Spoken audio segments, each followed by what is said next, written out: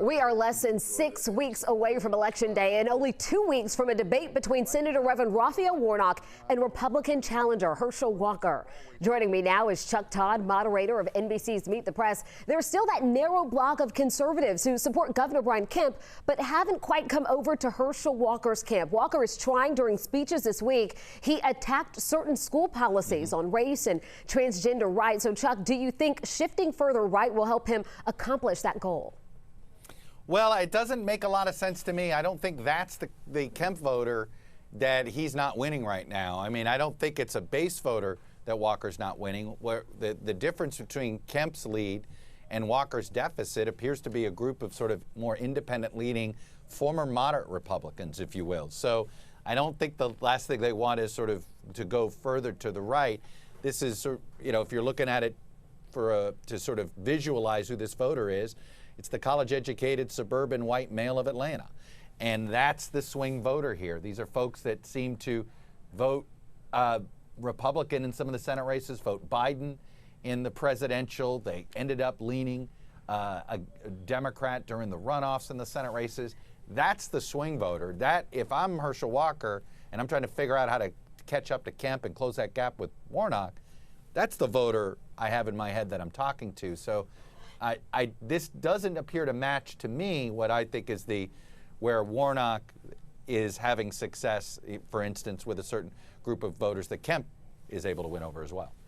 Switching gears here, a big story on the world stage, which you'll be discussing on Sunday, is Russia's annexation plan for parts of Ukraine, with Ukraine submitting an application to join NATO. How serious are things now in that part of the world, and what are the next steps for the U.S. and the Biden administration?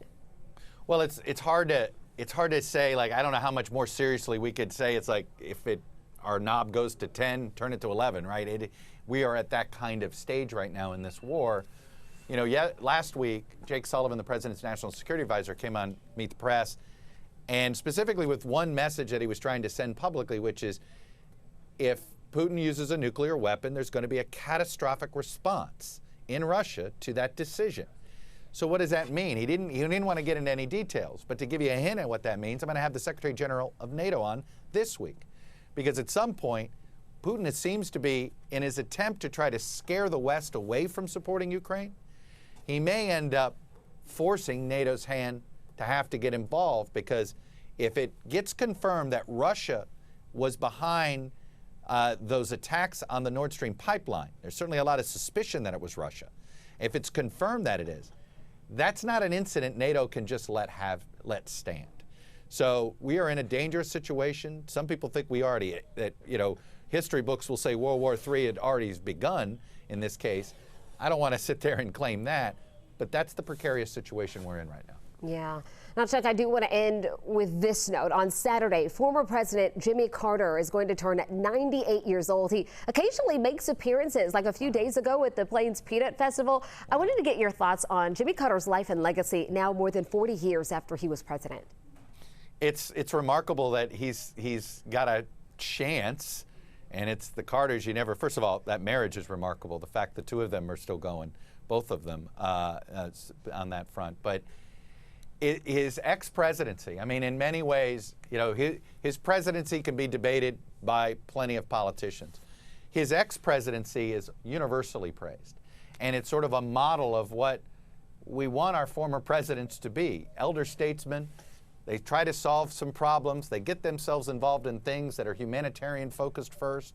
You know, he's been a big pro-global democracy, former, helping to supervise elections overseas when you're seeing countries trying to start democracy, trying to embrace it. So, I mean, I think his ex-presidency legacy in some ways is as powerful as anything he did as president. It's no disrespect to his term as president, but it's how he's conducted himself post-presidency that I think is always going to be this peak, if you will, or a model of how a former president should conduct themselves. Yeah, certainly well-loved and well-respected. Meet the Press airs Sunday morning at 10 o'clock with a new NBC News Telemundo poll of Latino voters. We certainly look forward to seeing it right here on 11 Alive. Chuck, thank you so much. Thanks, Jennifer.